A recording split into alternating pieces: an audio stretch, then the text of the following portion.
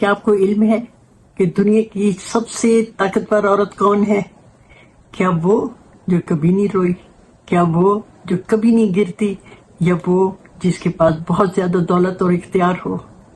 نہیں، دنیا کی سب سے طاقتور عورت وہ ہے جو ہر دکھ، ہر ناکامی، ہر تلخ جملے اور ہر برے دن کے بعد خود کو دوبارہ سنبھال لیتی ہے۔ میں ہوں پروفیسر نصرت جبین، اور میں اسی پہ بات کروں گی کہ طاقتور عورت کے بارے میں بات کروں گی کہ وہ کون ہوتی ہے۔ میں آپ کو بتاتی ہوں، یہ طاقتور عورت وہ ہوتی ہے جو کہ ہر دکھ، ہر ناکامی، ہر تلخ جملے اور ہر برے دن کے بعد خود کو دوبارہ سنبھال لیتی ہے۔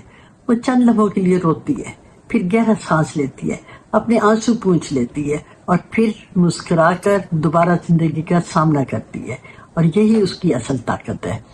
میں ہوں پروفیسر نصرت جبین، امید، محبت اور سکون کی آواز۔ اسی کو ہم دیکھتے ہیں، طاقتور عورت کے بارے میں ہم دیکھتے ہیں کہ ہم میں سے اکثر لوگ جو ہیں وہ زندگی بدلنے کے لیے کسی بڑے معجزے کا انتظار کرتے ہیں۔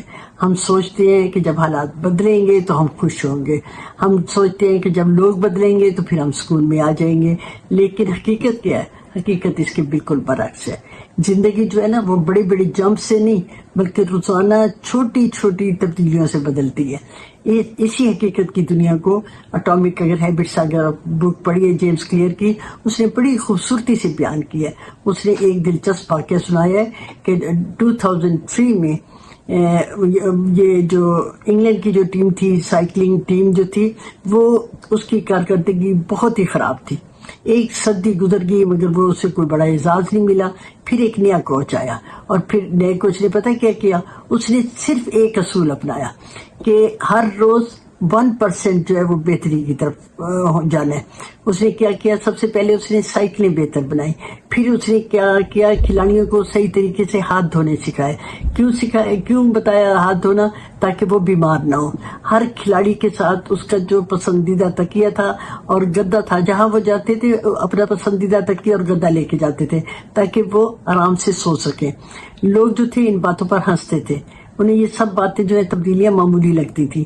چند سال بعد ہی اس نے یہ چھوٹی چھوٹی جو تبدیلیاں کی، ٹیم جو ہے اولمپکس میں سونے کے تمغوں پر چھا گئی۔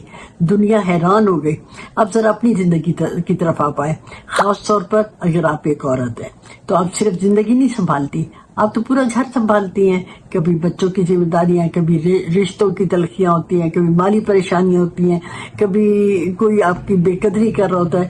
ایسے میں سوال یہ نہیں ہوتا کہ مسئلے آ رہے ہیں یا نہیں، اصل سوال یہ ہے کہ آپ خود کو کتنی جلدی ریسیٹ کرتی ہیں۔ اگر ایک تلخ بات آپ کا پورا دن خراب کرتی ہے، اگر ایک ناکامی آپ کا پورا اعتماد ختم کرتی ہے، تو پھر دوسروں نے نہیں، آپ نے اپنی خوشی دوسروں کے حوالے کر دی ہے۔ آپ یہ خود کو ریسیٹ کرنا سیکھیں۔ جب دل دکھے تو پتہ کیا کرنا ہے؟ آپ نے 2 منٹ خاموشی سے بیٹھنا ہے، آپ نے گہرا سانس لینا ہے، آپ نے اللہ کو یاد کرنا ہے، آپ نے اپنی سوچ کو بدلنا ہے، آپ نے اپنے جسم کو آرام دینا ہے، ذہن کو سکون دینا ہے، اور پھر نئی انرجی کے ساتھ دوبارہ کھڑے ہو جانا ہے۔ یاد رکھیں، آپ کی ذمہ داری سب سے بڑی یہ نہیں ہے کہ آپ نے دوسروں کا خیال رکھنا ہے، بلکہ آپ نے اپنی زندگی کی بھی حفاظت کرنی ہے۔ دوسروں کا بھی کریں لیکن اپنا بھی کریں۔ روزانہ صرف 1% اپنے آپ کو بہتر بنائیں۔ کیسے؟ ایک اچھی کتاب کا ایک صفحہ پڑھ لیا کریں، 10 منٹ واک کر لیا کریں، 5 منٹ مراقبہ کر لیا کریں، ایک نئی چیز سیکھ لیا کریں۔ یہ ایک منفی خیال کو فوراً اس کے بدلے میں مثبت خیال لے آئیں۔ یہ چھوٹی چھوٹی عادتیں ہیں، وقت کے ساتھ ساتھ آپ کی پوری شخصیت بدل دیتی ہیں، اور پھر ایک دن آپ کو احساس ہو جاتا ہے حالات پہلے جیسے ہیں، لوگ بھی ویسے ہی ہیں، آپ بدل گئے ہیں۔ اور جب ایک عورت اندر سے مضبوط ہو جاتی ہے تو اس کی جو روشنی ہوتی ہے صرف اس کی اپنی زندگی نہیں بلکہ اس کے بچوں، اس کے گھر، اس کے پورے ماحول کو روشن کر دیتی ہے۔ آخر میں آپ سے ایک سوال پوچھوں گی، آپ اپنی زندگی میں خود کو ریسیٹ کرنے کے لیے کیا کرتے ہیں؟ آپ اپنا تجربہ ضرور کمنٹس میں بتائیے گا۔